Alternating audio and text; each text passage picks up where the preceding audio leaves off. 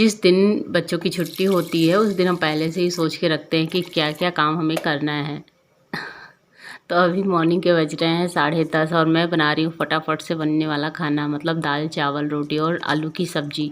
तो मैं यहाँ दाल पहले रखने जा रही हूँ। दाल में मैंने डाल दिया हल्दी नमक और उसी समय मैंने यहाँ छिली हुई 2 बड़ी आलू डाल दी है ताकि इसकी मैं आलू की सब्ज़ी बना सकूँ।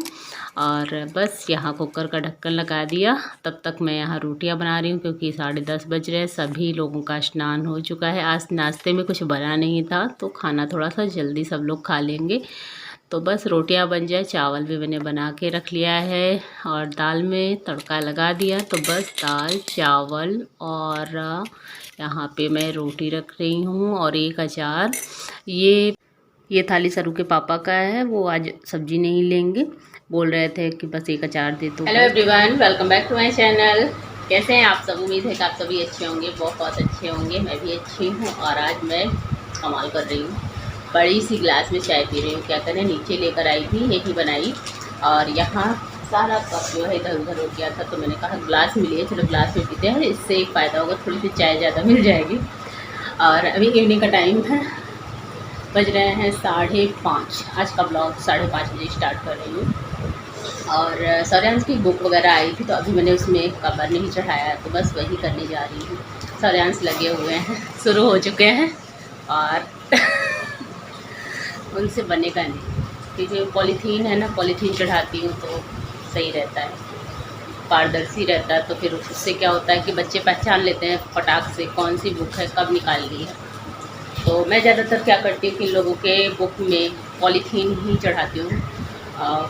सरू तो फ़िलहाल पेपर और पॉलीथीन दोनों का यूज करती है। इस सौर्यांश के बुक में सिर्फ पॉलीथीन। और बालों को मैंने वॉश किया था, अभी इसमें ऑयल भी नहीं लगाया है, ऑयलिंग करनी है। लेकिन अभी चाय ख़त्म करेंगे, फिर इनके सारे बुक पे पॉलीथीन चढ़ाएंगे, उसके बाद फिर ऑयलिंग करेंगे।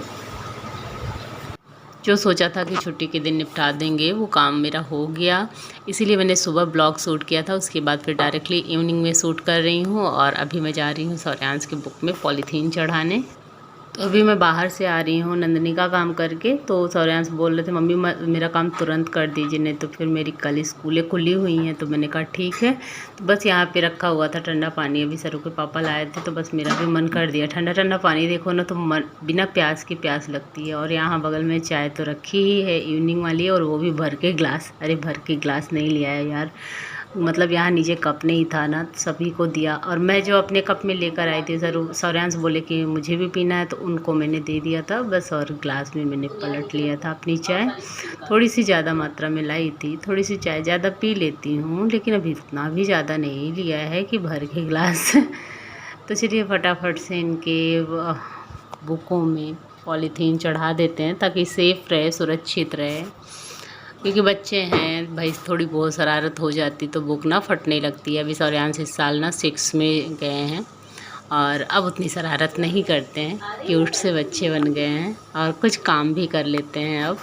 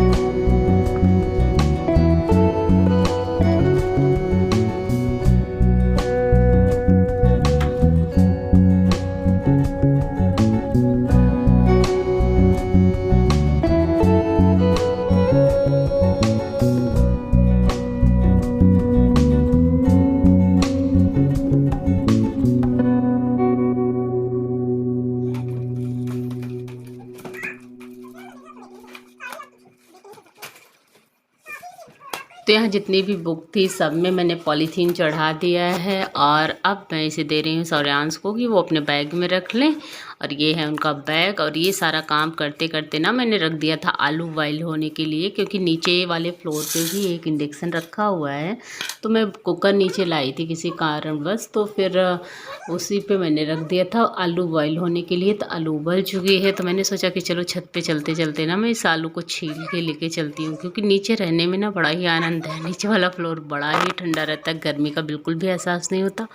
और यही जब हम छत पे रहते हैं ना तो बहुत ज़्यादा गर्मी लगती है। इस वजह से जितना काम हो सकता है नीचे ही निपटाने की कोशिश करती हूँ। और अभी सरू भी कोचिंग से आ चुकी है तो वो भी अपना इधर उधर कर रही थी। बोल रही थी मम्मा मेरे भी बुक में चढ़ाना था एक दो। मैंने कहा यार चढ़ा लो तुम। तो इनकी कोचिंग भी अब शुरू हो गई है, स्कूल की छुट्टियाँ कुछ दिनों में हो जाएंगी, तो मैंने कहा कोचिंग स्टार्ट कर दो।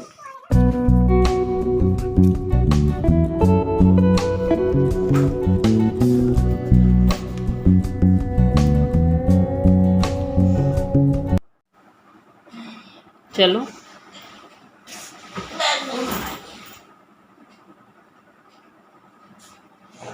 अब इतना भी भारी नहीं है। तो पकड़ो, आप उठा के दिखा, गिर जाओगी। बहुत ज़्यादा वजन है।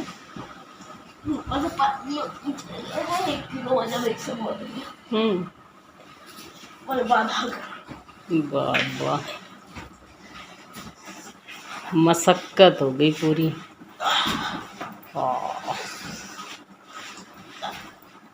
हो गया। मैं गिर जाऊंगा।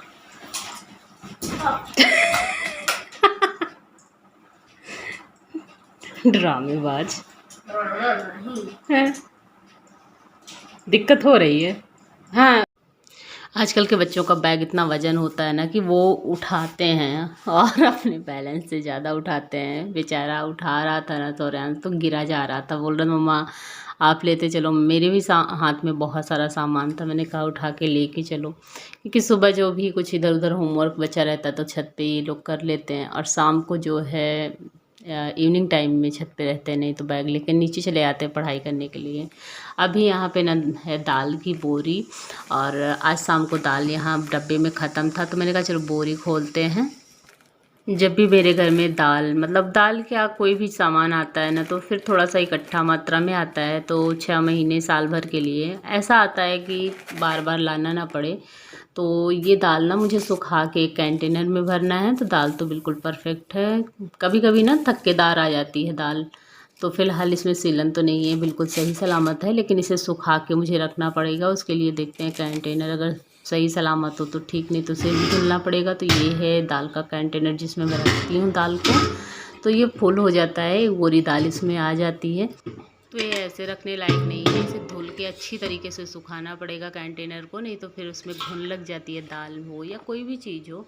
तो मैं क्या करती हूँ जितना अच्छी तरीके से सुखा सकती हूँ मैं सुखा के, और बर्तन जिसमें रखती हूँ वो भी धुल के साफ़ करके सुखा के तभी रखती हूँ, तो वो साल भर तक कोई भी कीड़ा मकोड़ा नहीं लगता और ऐसे के ऐसे रहता है। ना तो इसमें नमक रखने की ज़रूरत पड़ती है, ना ही नीम की